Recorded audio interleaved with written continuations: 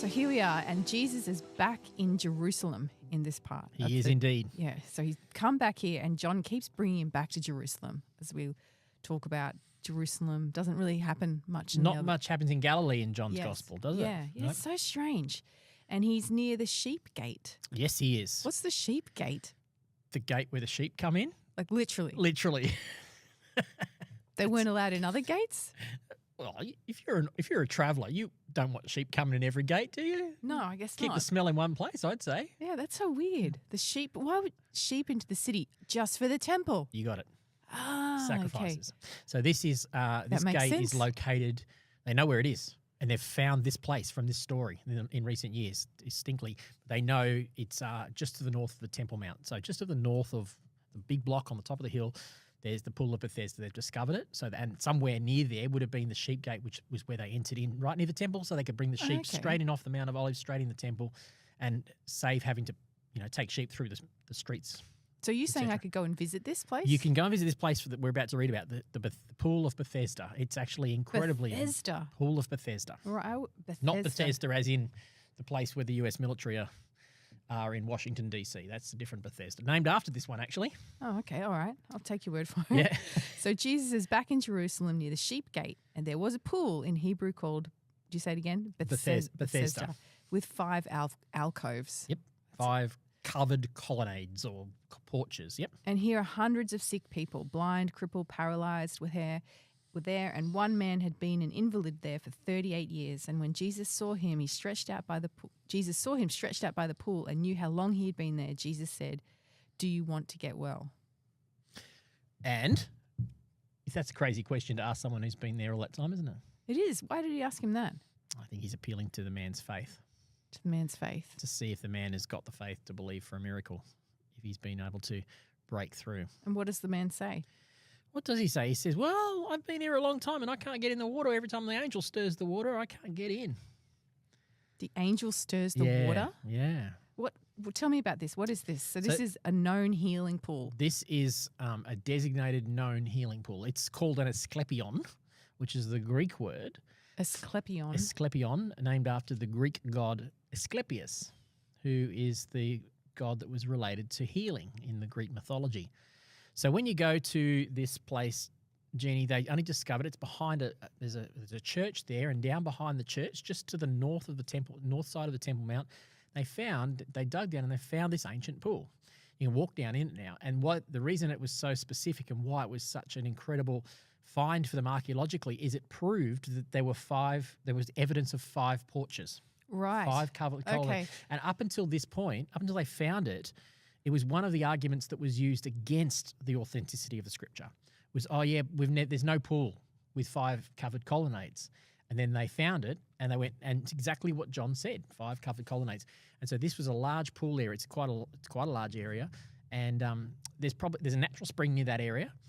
They think that probably, and that's what was stirring the waters, which was often what they believed was an angel stirring the waters in these Asclepions. And the belief was, so this wasn't a Jewish belief, incidentally. This is a Greek mythological belief that the first one that would jump in the water when the water stirred or when the spring came to life would get healed.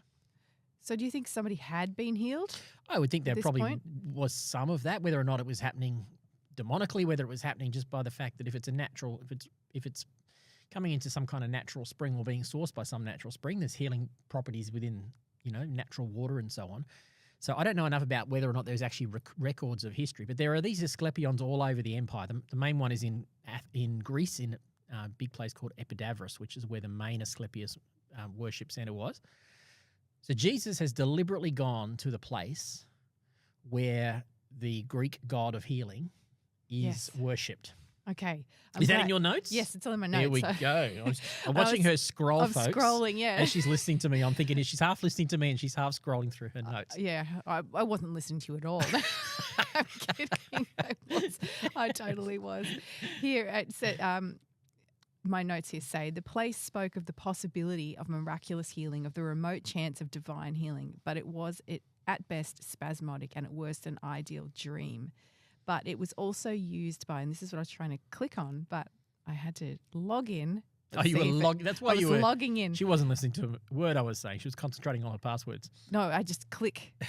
But other religions used this place. Yes. Other pagan religions believed that it was a healing center, as you were saying. So it was known in the area, not just by Judaism, by other religions, and they were all coming here. Yeah, exactly. Yeah, it was almost a syncretization of Jewish faith and Greek faith. Yes. And what were you saying about the God of healing? Asclepius. Why would Jesus come to this place where I think that that's God it. I was think there? he's picking a fight with the spiritual powers. With the spiritual That's why powers. he's deliberately come here to say, you don't even need to get in the water. Watch what I can do. So, yes, he's interested in healing this man. But it's interesting, isn't it, that the man, yes, he has faith to get up and walk. But his initial answer isn't like some of those others that say, I want to see, and Rabbi, heal me, and, like Zacchaeus, or like Zach, what's his name? Zacchaeus. The one who gets healed, blind Bart, that's the word I'm after, Bartimaeus, not Zacchaeus. Happened in the same town, that's what confused me. Not like that. This man doesn't seem to have that level of faith, and yet Jesus still brings a healing to him when he says, stand up, pick up your mat and walk. But this is Jesus picking a fight with the principalities and powers, is what it is. Let's just go back to what he says. His answer is, Sir, when the water is stirred, I don't have anybody to put me in the pool. By the time I get there, somebody else is already in. Does that sound like a victim mentality to you? Yeah, very much so. Yeah, it's all too hard, isn't it? It's all too hard. He'd given up. He was there. He was complaining. No one was helping him. Yep. This is not Bart saying, I'm going to get my freedom and healing, or the woman pushing through the crowd to get her healing. It's none of that. This guy has a defeated mentality. And so that makes sense when Jesus says, do you want to get well? As a victim, did he really want to get well? Was he not enjoying, that's the wrong word, but was he so used or so conditioned to his life he had given up on hope? Do you think? Yeah, and I think that's a very valid thing that most of us go through. At some point when we are constantly bombarded by hardship, there is this tendency to go, it's not going to change this time around either. And yet we have to always maintain this hope that Jesus can and will bring healing into our world, bring deliverance or victory or provision or whatever that need is that we have. And so he had given up on that. He was so used to the ties that bound him down, I suppose. He had lost hope.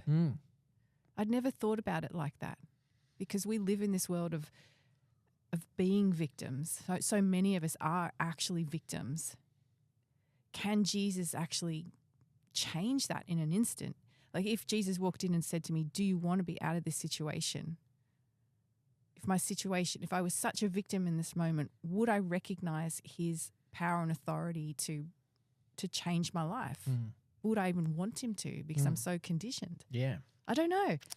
I think each of us have to wrestle with that very issue, because we do get conditioned, and sometimes it can be easier, I'm choosing my words carefully here, but it can be easier to stay in the pain than to go through the change that's going to be required of us if we got out of that situation, or if we were brought out of that situation, even supernaturally.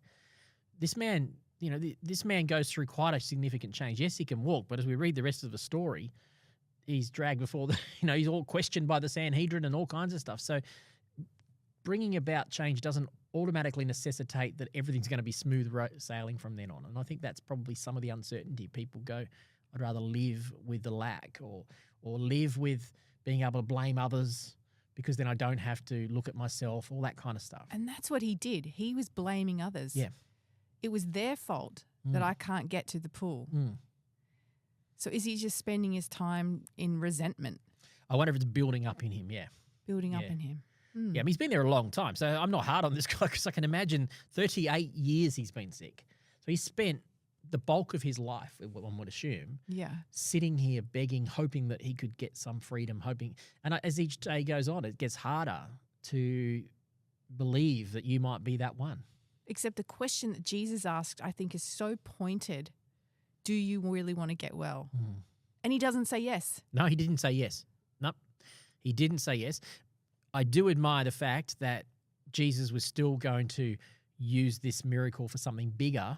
And he, in this case, in his sovereign will, he just says, stand up, pick up your mat and walk. And it's a credit to the guy that he does. Yeah, he does. That's a credit. Yeah. The thing is, it says instantly the man was healed. well, how did he know he's healed? If you're crippled, the only way to know you're healed is to try getting up. So he must have tried something. He must have activated upon that word in some way to see that breakthrough. It's like you don't walk on water until you get out of the boat. You don't see if you're not crippled until you actually try to get up and walk. Yeah. Well, Jesus speaks here with real authority too. How could you ignore that? No. He just says to him, get up, take your bedroll, start walking. Isn't that cool? Yeah. I see this as Jesus really, I don't know, you don't really know what's going on inside Jesus, but given the story, I think he's pretty militant in his spirit right now. He knows that this is a place where death reigns, even in the midst of trying to claim it as life. These are spiritual beings and forces, dark powers that are holding people captive, and it's like he is walking in there.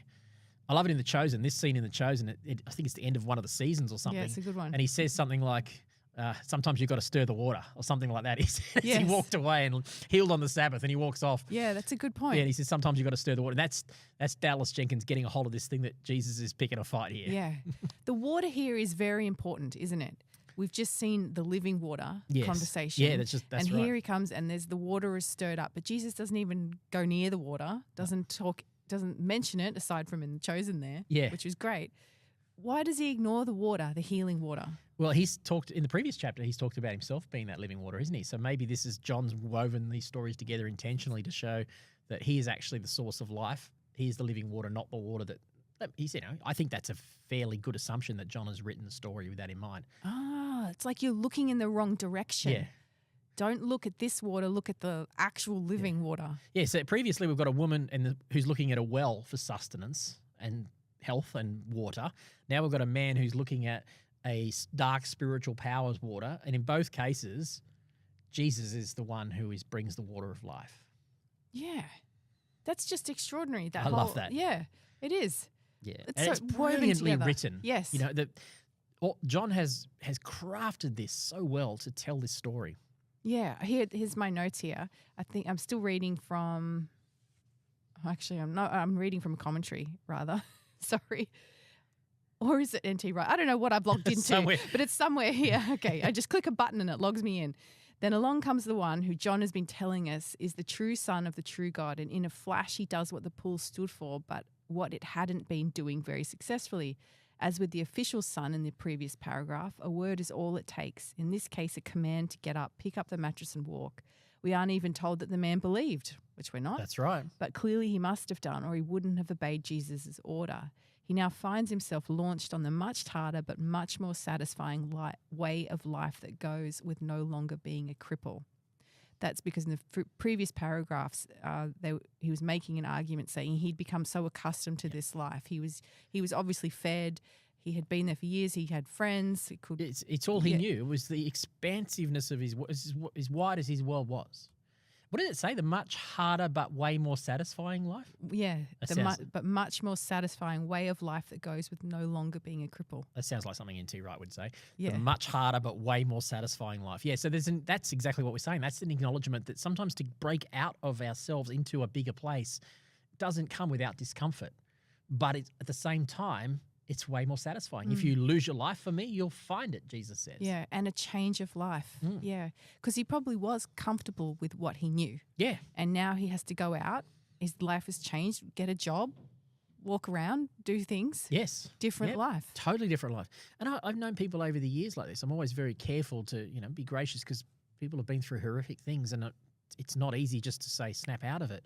But every now and then you see people who you think you've got more in you, but you just can't see beyond your own limitation. And it's almost like you're wallowing in your limitation. I have compassion. I don't frustration for it, but I see it as sadness because I know the world is so much wider and more expansive if you could just stop blaming other people. Even when people have hurt you, if you can come to that place of acknowledging it, not dismissing justice, but acknowledging it, seeking forgiveness, and then moving to a place of wholeness in your own heart, you'll be better off. Yeah. And so do you think Jesus not only healed his physical body, he set him free from that victim mentality? Well, yeah, I guess so. I mean, it depends on we don't have any commentary on what happens in the rest of the story. Well, we do a little bit. Well, we do a little bit. We do a little bit in terms of the conversation that Jesus has with him, and then he goes on to talk to the Jewish leaders. But what I'm saying is we don't have much beyond that. No, we don't. Because to be fair, I have also witnessed people who have seen breakthrough, but then it's one thing to receive a physical breakthrough or a financial breakthrough. But if you haven't received, Pastor Phil talks about this all the time, if we haven't received a renewing of our mind, we just find ourselves defaulting back into learned behaviors. Just because you've received a breakthrough and now you can walk doesn't mean that your brain, doesn't mean your thought life, doesn't mean your prayer life has automatically transformed. It can, but that's the hard work of the application of faith, to go, I'm not what I used to be. I'm who Jesus says I am now. And so you can be free in the physical and still be bound in the emotional and the spiritual, if that makes sense. And is that why, let's assume this is N.T. Wright says, the harder but more satisfying way of life? Like you can be healed, but you have to commit to continued healing and change. I believe so, yeah. All right, okay. Yeah. And I don't think anyone gets a free pass on that.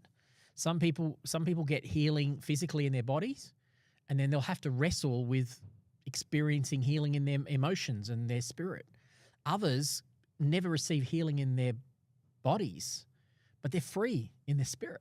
They've you know, because ultimately they've been able to process through and go, well, Lord, if this is my lot in life in this season, I'm going to trust you, but I'm going to live with a degree of freedom. I don't think it's dependent on where people are at financially, physically, or whatever. I've seen people who have little and are incredibly free, and I have seen people who have a lot and are incredibly bound. Yeah. Yes, I totally agree with you. I can see that in my own life. Yeah. I'll just read this part here that N.T. Wright says, the pagan shrine points dimly to the healing that Jesus was bringing, rather as, don't need to read that part, but it pointed to Jesus, then Jesus walks in and he is that healing that the entire world needs. Yes. So he's not just healing this Jewish man on the Sabbath, which we're going to find about. He's actually setting himself up as a healer of the world, because it's taking place. He's taking on that God, as you said, and it's taking place in the 5 alcoves of many different nationalities. Yeah, good call. Yeah. In that place where all the principalities and powers are arrayed against God, and this is right at the foot of the temple. I mean, this is the heart of where Jesus is the fulfillment of everything's up on the hill, like right above him there. Yes, and he is like standing up for the kingdom of God in this moment. Yeah. And here, everybody around this pool is longing for healing. Yeah. They're looking at this water, they're longing for healing. And I'll read this part here because it makes sense to what John is setting up. Paganism looks at the world of creation and tries to harness forces within it for its own ends. So they're trying to use the pool to heal themselves. Yep. The healing that Jesus offers is the reality that the created world was waiting for, the beginning of new creation. The salvation that the Son of God brings when he comes into the world is the new day that, had they but known it, Israel and the world had been longing for. Yep, that is definitely N.T. Wright. He used the word new creation. There's no doubt about it. Yes. Yeah, that's the heartbeat of his message right there. So Jesus walks into this place. They're longing for healing. They're longing for newness. He singles out a guy, gives that healing, walks out, and he's just undone everything that this pool had ever done. Exactly. It's just been overthrown. Overthrown's a better word. Superseded or shown to be inadequate of the true Son of God, the true power of the kingdom. Yes. I mean, we talked about this being signs. You know, these being signs. John saying this is a sign. This is a huge sign. It's a deliberate sign that true life and health comes through the Son of God, not through that Greek Asclepius God that you're worshipping and seeking answers from. And it's instantaneous. And it didn't even require the man to believe. Jesus had the authority to just own the moment and change lives. Yes. Well, I reckon he's pretty militant here. The reason you see that a lot in John's gospel. I don't want to write in what I don't see, but I see his anger. I'm going to see it in a couple of chapters time when he's 6 chapters time when he's with Lazarus. I see he's picking a fight with death.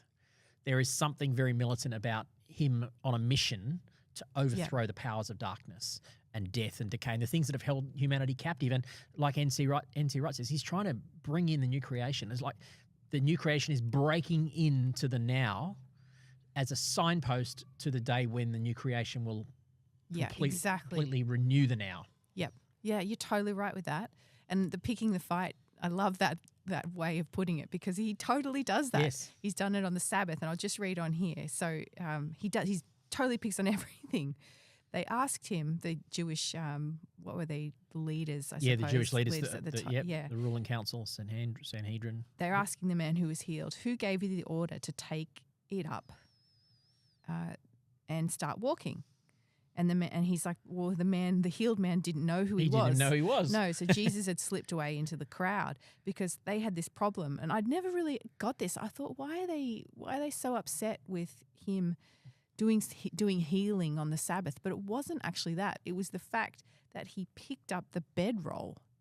Well, he was technically working on the Sabbath. Yes, by picking that up, Yep. he's working. That went over my head because I just assumed, they're angry because Jesus healed on the Sabbath. But no. I think my version says something like, it's the Sabbath. The law forbids you to carry your mat on the Sabbath. Yeah. That's what they're accusing him of. He goes, well, the guy who healed me, he told me to pick it up, so I just did. Yeah, and they're angry at Jesus for telling somebody to work. Exactly.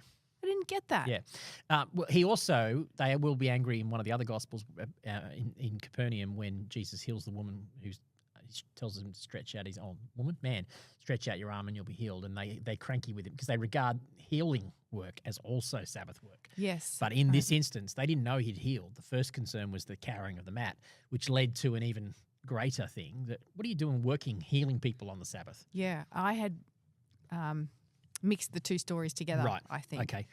I think they're both valid. You weren't supposed to do any healing work on the Sabbath. If you went to the doctor, you come back on Sunday. You wouldn't go there on Saturday. Yeah. Crazy. Okay, and then Jesus finds him in the temple, and he says, "You look wonderful. You're well. Don't return to a sinning life or something worse might happen." What? Yeah, isn't that? So there's no indication here. This guy's like, this isn't like the one following Peter around in Acts 2, jumping and leaping and praising God. This guy's just going about his business. Yeah. He hasn't had a full transformation yet, this man. No, all right, okay. Then he goes back and he tells the Jews that it was Jesus who made him well. This is why the Jews were out to get Jesus, because he did this kind of thing on the Sabbath. But Jesus defended himself. "My Father is working straight through, even on the Sabbath, so am I." And that really set them off. The Jews were now not only out to expose him, they were out to kill him. Not only was he breaking the Sabbath, but he was calling God his own Father, putting himself on a level with God. There is a lot going on in those few verses. Yeah, you've gone from a man carrying a mat to healing on the Sabbath to claiming to be God. Yeah. All in the space of a very short period of time. A very short period of time. What stands out to you the most there? In all of these accounts in John, these carefully crafted miracles that John has referred to, you get that sense that he is trying to show that Jesus is on a mission that will ultimately lead to his crucifixion. But Jesus does not mind pointing out through his actions the error and the limitations of the rulers and their laws and their restrictions and their boundaries they're putting on people, weighing people down, things like that. He does not mind showing that out at all. And so I reckon it's intentional on his part. He's trying to escalate. I think that's because he knows the only way to overthrow these lies that are holding people captive is to face them down. So why did he say here, "My Father is working straight through, so am I"? What is that? Well, they have this sense that the Father rested on the seventh day. They're thinking creation story here, and that's what led them to thinking about the Sabbath. And Jesus is trying to say the difference between, let me get my thoughts together here really well. The difference between the practice of the Sabbath and the requirement for the practice of the Sabbath in the Old Testament and why God instituted it was to remind the people that he's their provider. He is the one who provides for them. Therefore, they don't have to work on that day. It's a trust issue in God. Now, stop and think about that for a moment. If God is providing for them on the Sabbath, God is working on the Sabbath. Oh, I get it. Okay. Got it? You tracking Yes, with me? I'm Someone has to tracking be with doing you. the provision. Yeah. And if we aren't providing for ourselves on the Sabbath, our God is providing for us on the Sabbath. Right. So it's not about God stopping work. That's why Jesus is saying, my Father's always working. The Sabbath was made so that you could be reminded that your God cares for you and provides for you and heals you and does all those things. And they had reversed the whole thing around. Just that buzzing is just some work being done outside, folks. So if we hear any power tools, just ignore it. Does that make sense? So yeah. That is why Jesus is able to say, my Father is always working on the Sabbath, and I am too. I'm representing him. I'm going to come and I'm going to do the work of the Father on the Sabbath. You might not be allowed to do your own work of healing, but let me do the work for you. Let me provide for you. Let me show you the kingdom of God is always at work. Okay, that makes sense. And what do you think about the idea, because this is what I had kind of thought about it, was that right now in the Israelite faith, the Jewish faith at the time, I should say, creation was made, it was done. It was like God's work was done. That's what they believed, yeah. That's what they believed. So the idea of Jesus saying God is still working and so am I, that suggests to me that there is some kind of new creation going on. Yes. Yep, exactly. And that's what Jesus is about, the new creation. The kingdom of heaven is here among you, he says in the other Gospels. Okay. So his future kingdom is breaking into his now kingdom. So not only does he provide on the Sabbath, there's actually something more going on behind the scenes that the Israelites can't see at this point. They don't have an insight into. Yeah, the future kingdom breaking into the new creation coming into to repair the broken first creation. I wonder what they would have done if Jesus looked at them and said, "Do you want to get well?" Don't know. Good Do you call. want to see what's going on? Yeah. Yeah. Just a Well, thought. there were some. I mean, we're going to read that some point in John's Gospel. There are some who believe Jesus, but secretly. Some of the Jewish leaders would believe Jesus, but they'd keep it secret, like Nicodemus did, for a purpose, because they were afraid of what the crowds would say, or what the rest of the Sanhedrin would say. So even in the midst of these groups, these religious groups, there's a few that were looking for something more. But most of them were just blinded by the power and the influence and their religious rules and regulations that they thought made them somehow righteous or accepted by God. Accepted by God. Okay. All right. I'm just listening to what you said then. Yeah. Sometimes you say things and I stop and pause and I think, where should I go with that? But, okay. My little notes here, my questions for you. The new kingdom here, the wheels were in motion. This implies something being done in the heavenly realm to get this done. That's what's he's going to go say those things, right? Later on. Maybe I should just start reading that. Yeah, sure. Go for it. Yeah, okay. So Jesus, he explained himself at length, which he normally doesn't do, does he? No, except in John's Gospel and the others, he tends to be much more subtle about who he is. John's Gospel, John doesn't mind allowing Jesus the narrative of telling who he is, and the reason is he's trying to show very clearly that Jesus is this one who defeated darkness and sin. So there's a lot more space for it. You will not see narratives like this that you're about to read so much in the other Gospels. Right, okay, but we'll just go back a second, because not only was he breaking the Sabbath, but he was calling God his own Father, putting him on a level with God. So that's a huge moment. Yep. And then he goes on to this chapter that we're talking about, this section, sorry. So Jesus explained himself at length. I'm telling you this straight, the Son can't do anything, can't independently do a thing, only what he sees the Father doing. What the Father does, the Son does. The Father loves the Son and includes him in everything he is doing. I'm already confused. Oh, I see. You're confused.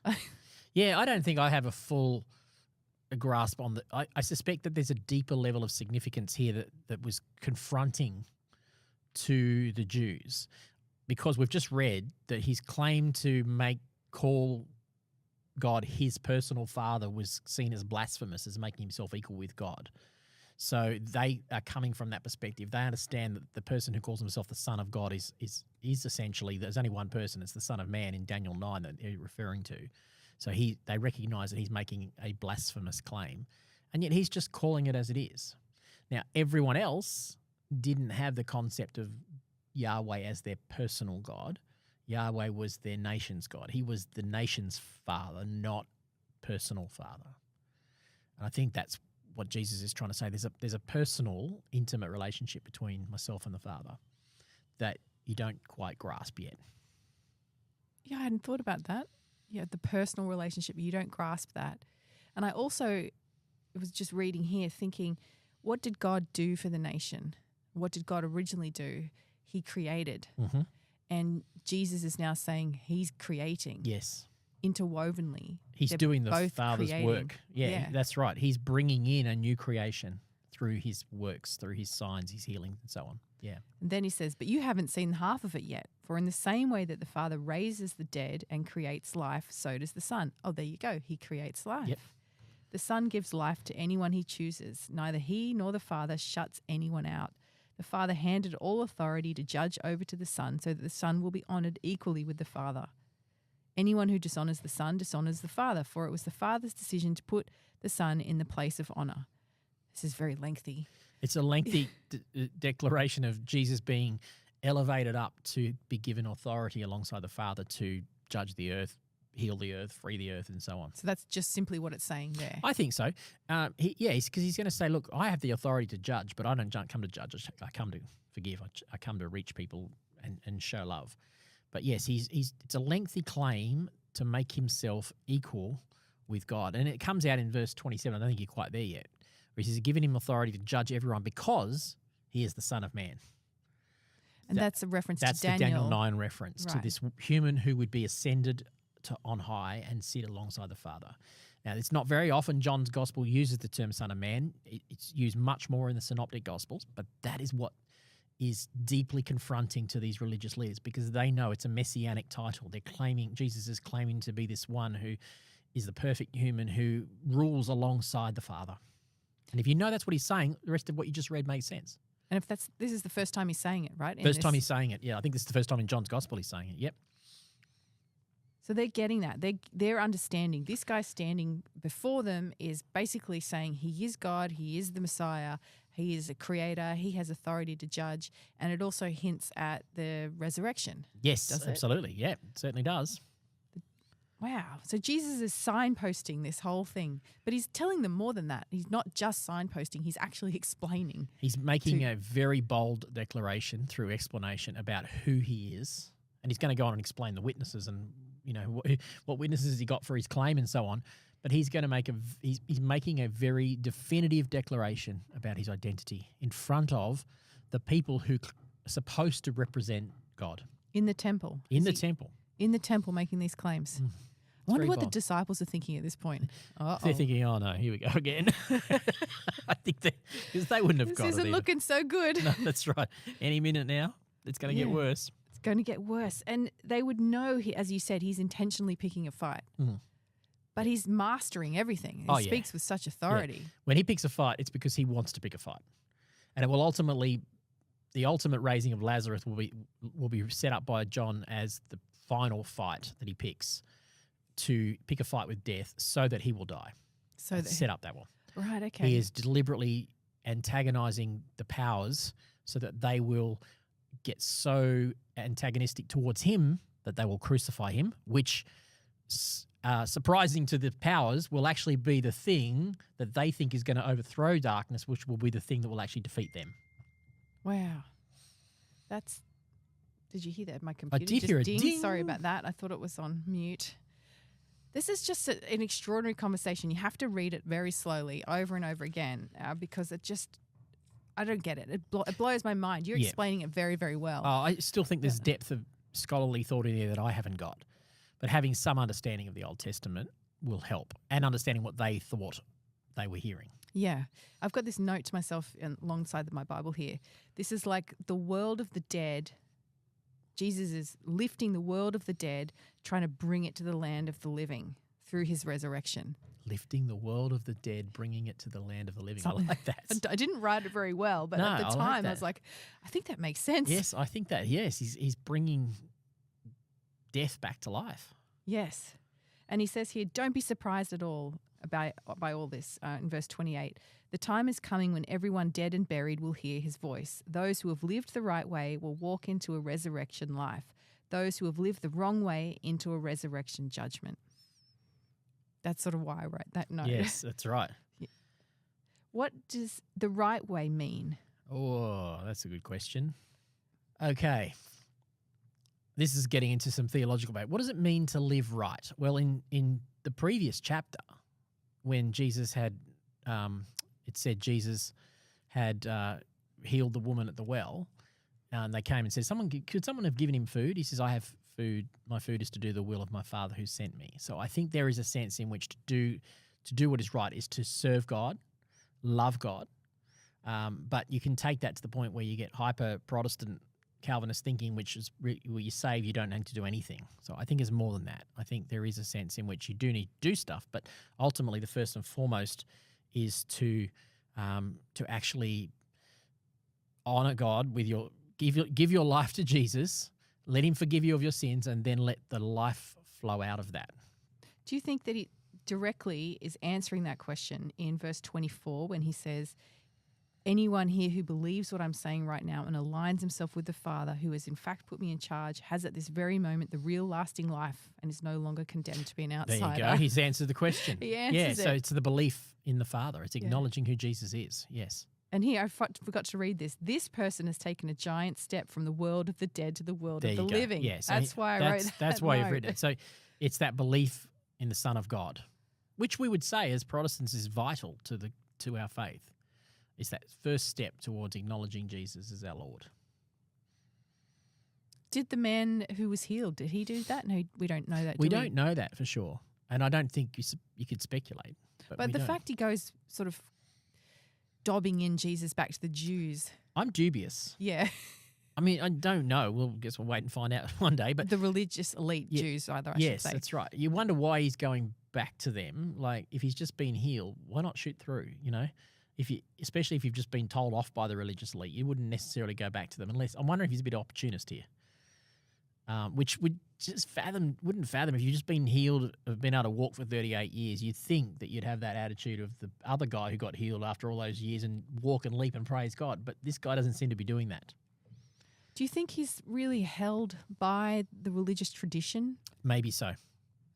Or the power or authority so he might be a victim of the power of the authorities over him. And so he feels obligated to, trapped in the tradition where he answers to the Sanhedrin and he has to do everything they say, which makes him a victim, really.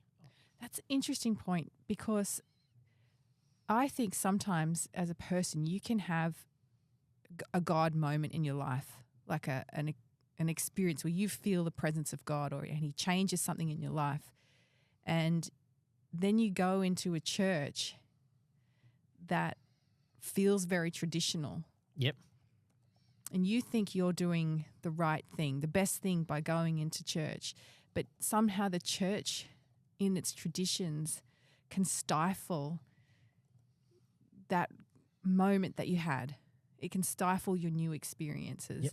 And unless you commit yourself to reading the word and finding out what God is actually saying to you in the moment, that initial experience with God can just be cast aside, I think, or covered up. Yeah.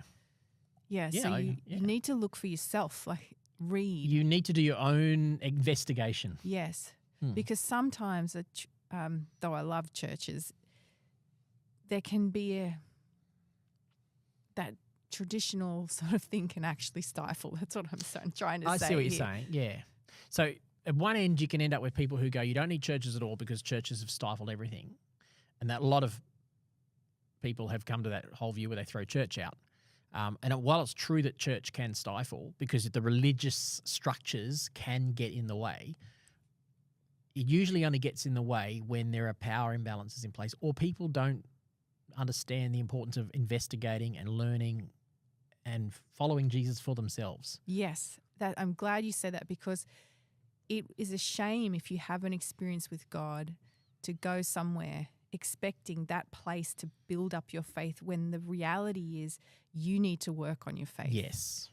And I think we saw a lot of that historically before my time in the charismatic renewal days when people were just experiencing God in a very new way in the 70s. And a lot of the old churches couldn't handle that. And so you get people who were in little uniting churches and things that were just very stayed in their ways, and they actually had to leave because they had this new life, but it felt like it was being squashed in those more traditional churches. And I think they had to break out and find space to explore their faith. The thing is, human nature, we can take any institution and institutionalize, quote unquote it. Yep. We can make it the structure as though the structure will bring life. No, the structure is supposed to house life. Pastor Phil says the church is supposed to be riverbanks. We have the riverbanks. We let the river flow. The life of the Spirit needs to flow within a church. But we can turn churches from riverbanks into dams.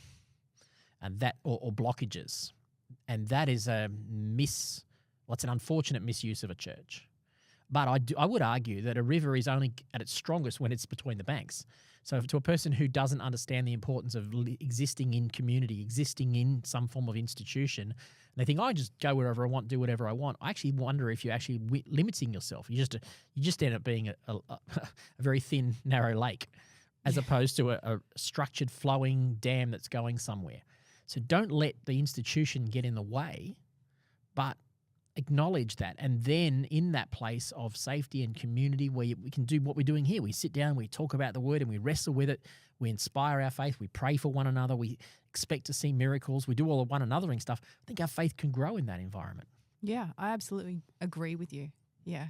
And you know what I love about really traditional churches is when you go in it and there is that sense of awe. I do have it. I love it too. I do. I really feel it. And some of those churches in Europe are just magnificent. I love it. There's history there, and there's saints that have prayed and sat there and poured out their hearts to God, and there's definitely something beautiful about that we should not dismiss. No, not at all. As long as we don't get to that thing where we take it so far where we rely on the institution as some kind of answer. Like this man, I suspect this man was doing that. He had no real personal faith himself, and I get that. I mean, 38 years is a long time without any answers. Even when Jesus has come and confronted him, the one who is life has come, he doesn't seem to have it. So he just goes to what he knows, back to what he knows, which is, okay, well, I better go back to the church, the Sanhedrin, back to the leadership, the Jewish structures. And he was missing out on the ultimate life. So should I then, if I have this experience with God, enter into a church, also read the Bible for myself, and then find that fine line, that balance rather, between the two? Yes. I'd say, I don't want to overcomplicate it. I think commit yourself to a local church, commit yourself to growing in community, and commit yourself to personal responsibility for your own growth. You said it in a nutshell. I think that's the key. We went on a long way to say conversation that, for you to say that. Yeah. You will grow in community, and you need to be responsible for your own growth as well. Yes, absolutely. And going back to this text here, you know what I wish that guy had done? I wish he had just clung to Jesus in that moment. Which is what we see in Acts 3. I keep saying Acts 2. Acts 3 with the cripple that Peter and John heal. It says, they walked in, silver and gold I do not have, but what I have I give you, rise up. And it says the man was clinging to Peter and John in the temple court. Everyone's looking at him going, what's this? And it causes a raucous and, the same thing happens. The religious leaders got all upset about it. The difference is that man is clinging to the one who has brought his healing. Totally different to this man. Totally different. Yeah. There's no way of knowing why he didn't. No. Really. No. All right. Other than the fact that all our hearts, there's free will. There's free will. And Jesus doesn't condemn him or get annoyed. He even said, you look well. You look great. Good to see you, he says. And he says, stop sinning. Come on, get on with your life now. Go away, and I've freed you. Now go away and live a new life. Turn your back on your sin. We don't know what the man did with that. But I think that's the point, is that Jesus was offering this healing to him because Jesus is always willing to do that. But the point is, this story is actually not about the man as much as it's about Jesus picking a fight with the powers of darkness. We should just go back to this little part here where Jesus does say, don't return to a sinning life, just because you brought it back, and we should have said it before. Does this mean that sickness is due to sin?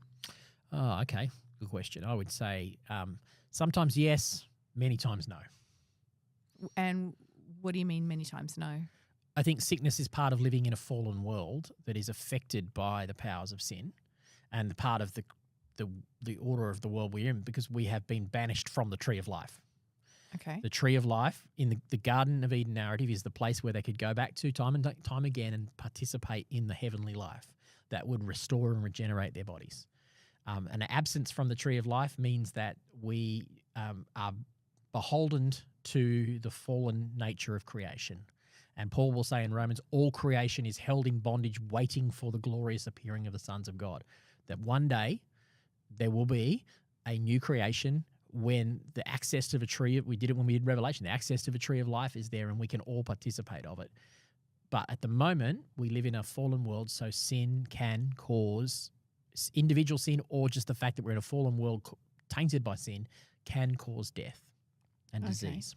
So, because my next question was, what do you mean by yes? But you're sort of hinting at That the fact that we live in that fallen world. we live in the fallen world. But that's not to say that there aren't specific things, sins that we can do that will cause sickness too. The Bible would indicate that.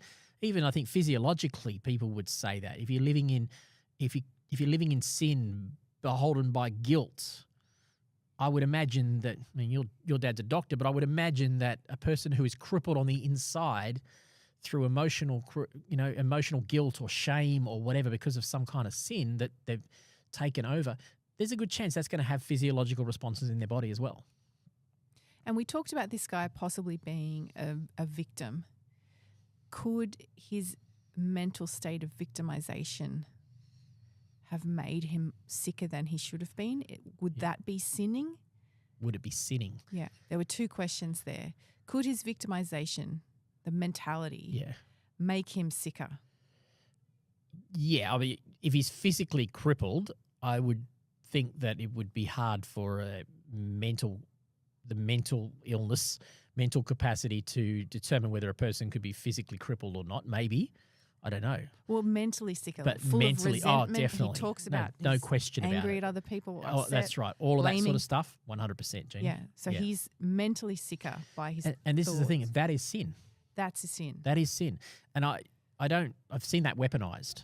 I've seen that whole thing of people's, basically telling a person they're a sinner because they're thinking that way. It's not to weaponize it. And I don't think Jesus is weaponizing it against this man here. He's saying, look, I want something better for you. And it's not healthy for you. It's wrong for you to say things about yourself that God isn't saying about you. Anything that is not of faith is sin. I think it's Hebrews 11:6, I think. Anything that is not of faith is sin. So if we sit here and we go, oh, always bad stuff happens to me, that's just not positive. It's just not the result of negative mental attitude. It's actually sin because it is me choosing to take what I want for myself over what God says about me. And deny the image of God. And deny the image of within God in me. us, which has got to be sin, hasn't it? Yeah, okay. Yeah, and I just had a thought, but you've so many thoughts at once, which is good. It shows you my brain is working. Your brain is still working today. Yeah, even though we've wandered through a lot of stuff there. And when you read, my thought was, the more you read the Bible, the more you see the identity that God is giving you. And he wants you to understand. And when Jesus is saying that to him, don't return to a sinning life, I can see that Jesus could be saying to him, stop thinking thoughts that will block you from who you are in me, from the way I have created you or who I have created you to be. That's brilliant. Yeah. Yep. And we only do that as all the things we said, we do it in community. We do it on our own. We study, we share, we discuss the word of God in community. We pray for one another. We get transformed into the image of God doing those things. Because that's what it's about, isn't it? We believe and then we're transformed. Yep. Transform people. We understand who we are in him. Yep, we renew our mind, as it says in Hebrews 12. Yep. And I think we might start to like ourselves. I think we should be starting to like ourselves. Yep. Yeah. Absolutely. Yeah. Because if God likes us, we should like ourselves. Yeah. And we assume he does. And we know he does. We know he does. All right, we'll just keep going because there's so much in this. We could talk these about are long this for chapters. hours and hours and hours. So where are we? Verse 34. But my purpose is not to get your vote and not to appeal to mere human testimony. I'm speaking to you this way so you will be saved. John was he's talking about John the Baptist here. Yep. John the Baptist was, because just previous paragraph before that, he talks about how an independent witness, John the Baptist, confirmed him. Yes. So he's claimed, if you think about it, he's just made this bold claim about who he is. And he now is going to show that, well, one person testifying about that's not enough. Let me show you some testimony, some supporting evidence for my claim about who I am. And John the Baptist, they revered, didn't they? They thought he was a prophet. They recognized him, yes. Yes. Yep. They recognized him as a prophet, though. Some like did. Somebody significant. Some did. Yeah. Some of the religious leaders didn't, but he's still claiming that witness. Okay, Yep. so the ones that did consider him a prophet, they are accepting John's words that John says, but then they deny what John says about Christ. Yep. Okay, all right. Just keep going. I'm speaking to you this way so you will be saved. John was a torch blazing and bright, and you were glad enough to dance for an hour or so in his bright light. This is the Message version. I think I've already probably An said that hour before. or so in his bright light. Yes, but the witness that really confirms me far exceeds John's witness. It's the work that the Father gave me to complete. So he's saying what you are seeing me do is evidence of who I am. Yeah, that's exactly right. This sign that I've just done, that should be evidence to you of who I am. The fact that I've just healed a man that couldn't get healed at the Asclepian pool for 38 years, that should be enough for you. That's a witness. That's a sign is what he's saying. That's it. Okay. And you missed it. You missed it. You never heard his voice, the Father, and you never saw his appearance. There's nothing left in your memory of his message because you do not take his messenger seriously. That's a pretty serious claim. Claim, isn't it? Yeah. He's picking a fight. Keep saying it. He's challenging them. Yep. Speaking with real authority, and no one's would ever have spoken like this before, I don't think. Not to the Sanhedrin. You don't talk to the religious leaders like this. No. I mean, we're going to see, which chapter is it? It's coming up soon. We'll see that the man who's been born blind, and they lecture him, and he gives them a lecture right back. And how dare you lecture us? You were steeped in sin at birth. They're not used to being lectured at all. Here he says this part here. You have your heads in your Bibles constantly because you think you'll find eternal life there, but you miss the forest for the trees. That's good. These scriptures are all about me, and here I am standing right before you, and you aren't willing to receive me to receive from me the life you say you want. Yes. Wow. You say you want your life, but you're not prepared to come and get it in the right place. And we just saw that the crippled man, he was willing to receive. Yes, he was. Yes. I'm not interested in crowd approval, Jesus says. And do you know why? Because I know you and your crowds. I know that love, especially God's love, is not on your working agenda. Wow. Imagine if Jesus came and said that right now. Imagine. To the church. Yeah. Yeah, it's confronting for us. We should be looking at it going, wow, what's our agenda here? This isn't exactly Dale Carnegie's How to Win Friends and Influence People. No, it is not. It is not. But he's only got a small group of followers at this time too, according to John, right? There's not that many people. That's right. And he's in the next chapter, he's about to lose a whole lot more. Yeah, he does. You're right. And how do you expect to get anywhere with God when you spend all your time jockeying for position with each other, ranking your rivals and ignoring God? The church has done that, haven't they? We've jockeyed for positions. Yep. People want to be bigger pastors, more senior pastors and things. Yeah. Well, we've recently come through 1 Corinthians where, the whole factions thing was a real issue. That's right. Yep. And that's another podcast that we did. Previous episodes, a few months ago. Yeah, but don't think I'm going to accuse you before my Father. Moses, in whom you put so much stock, is your accuser. What does that mean? If you really believed what Moses said, you would believe me. He wrote of me. Mm-hmm. If you won't take seriously what he wrote, how can I expect you to take seriously what I speak? Can you explain that at all? The claim about Moses? Yeah. They call themselves disciples of Moses. We'll see it in the next chapter. Or it might be John 8. It might be coming up in I get all these chapters wrong. But they claim to be disciples and followers of Moses.